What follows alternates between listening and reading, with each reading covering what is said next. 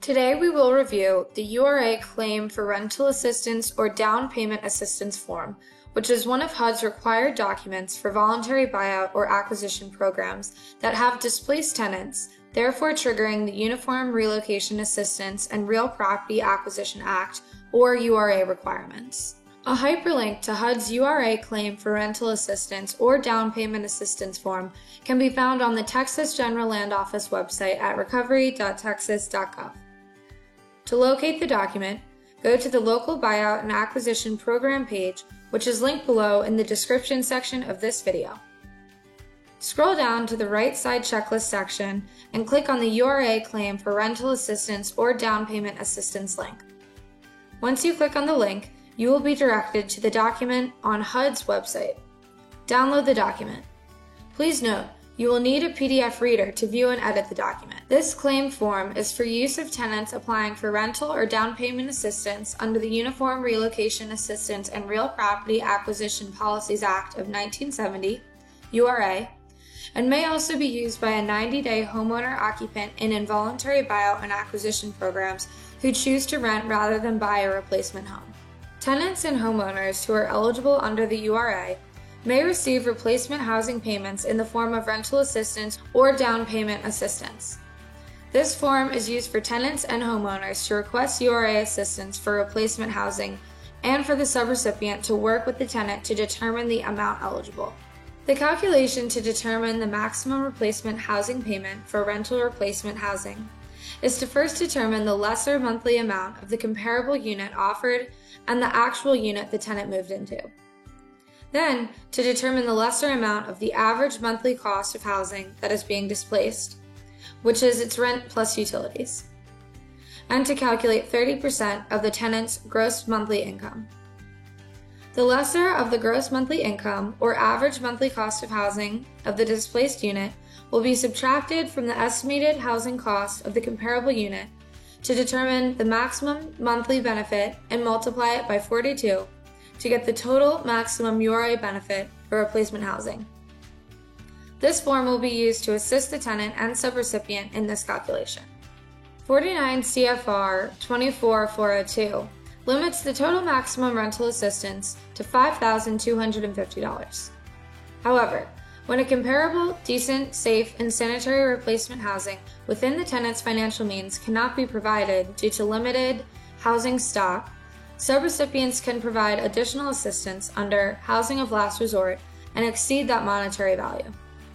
Note: subrecipients have a considerable amount of flexibility in the use of Housing of Last Resort. It is intended to enable subrecipients to respond to difficult or special displacements, but it should not be used as a substitute for lack of time or lack of relocation advisory services. Documentation in the case file should demonstrate the special circumstances and the attempts to provide comparable housing. An eligible displaced tenant may elect to convert the rental assistance payment calculated previously to a down payment assistance payment at the discretion of the subrecipient on a case-by-case basis. At the subrecipient's discretion, a down payment assistance payment that is less than $5,250 may be increased to any amount not to exceed $5,250. However, subrecipients should ensure this payment does not exceed the amount the homeowner would receive for a replacement housing payment in this circumstance. A 90-day homeowner occupant of an involuntary buyout or acquisition program will have a maximum benefit amount of $5,250 that can be calculated using this form versus a 180-day occupant maximum benefit amount of $22,500. Now, let us begin to review the completion of the form. For this video, we will use an example of a fictional applicant and location to give a sample of how to complete the form. Once opened in a PDF reader, tenants and subrecipients will be able to enter and edit data onto the document. For the purpose of this video, eligible tenants and involuntary buyout and acquisition 90-day homeowners will be known as the claimants. The form is completed in a phased approach.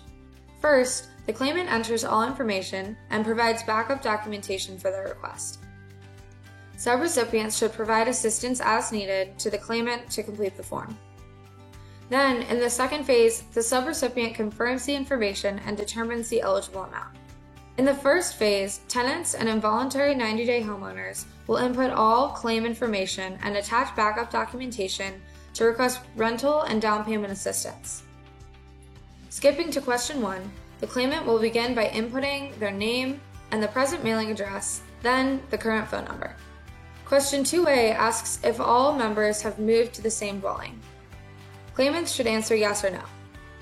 If the claimant selects no, that the household members did not all move to the same dwelling, in the remarks section at the end of page 3, they should list all names of the original household members and the addresses they moved to.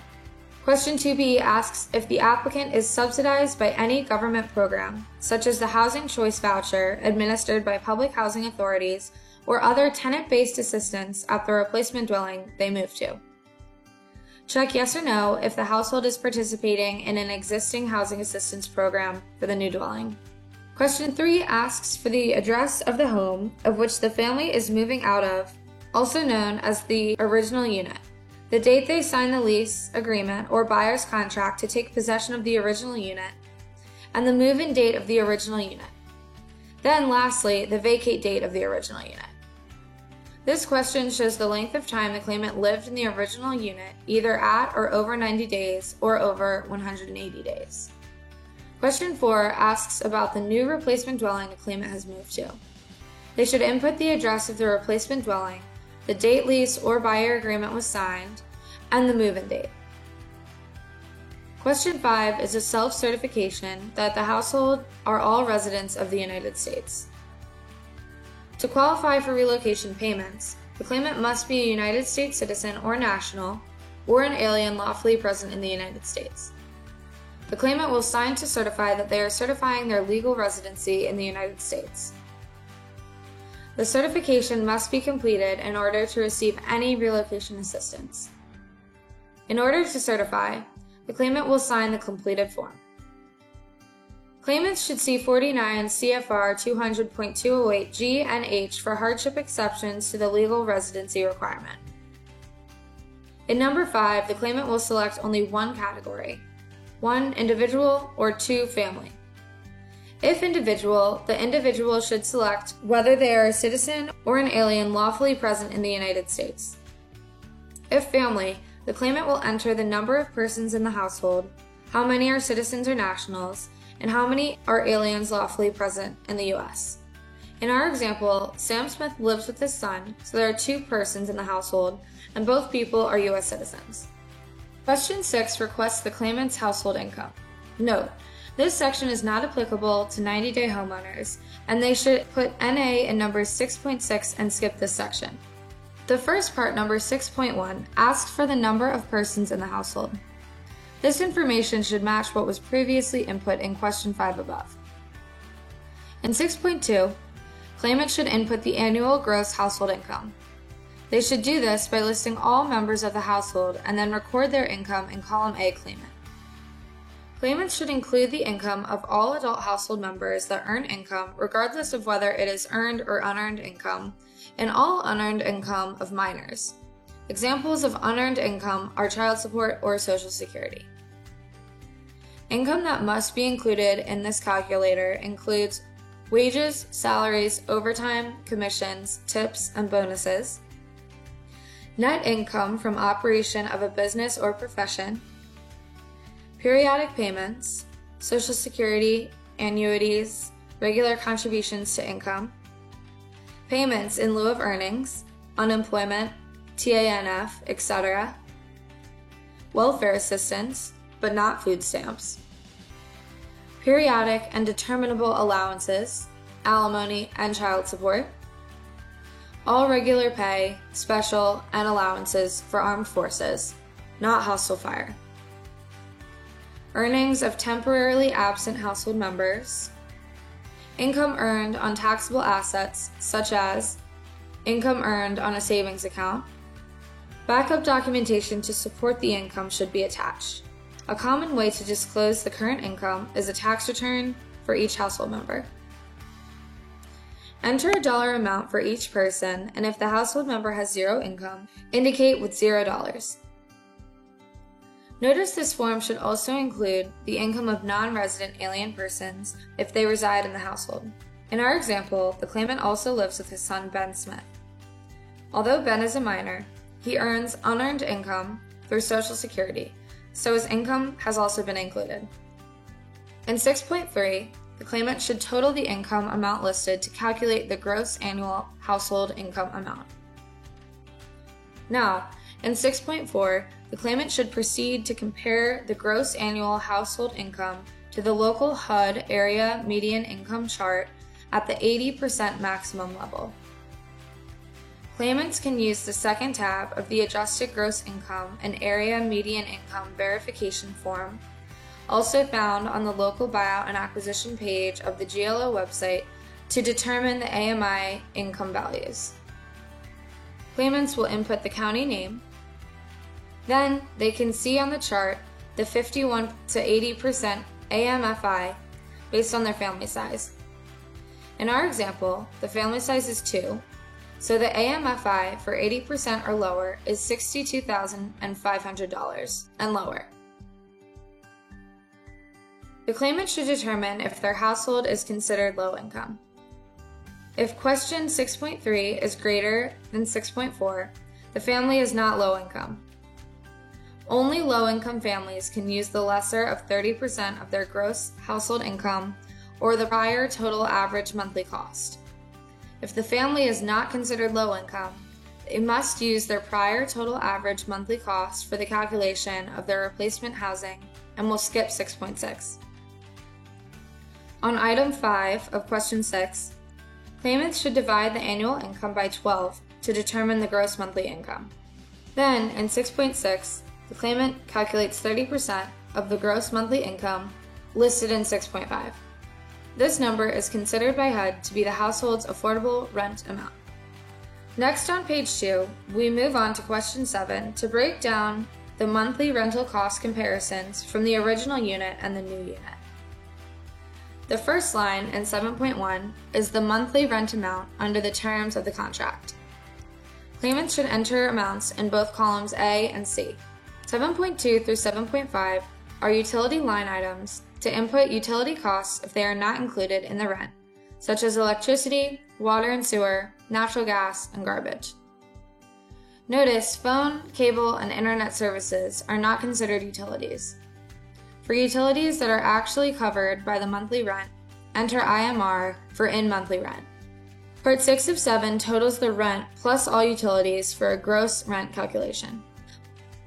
Part 7.7 is for claimants receiving voucher assistance from a local government program which subsidizes the rent every month with the lease addendum attachment.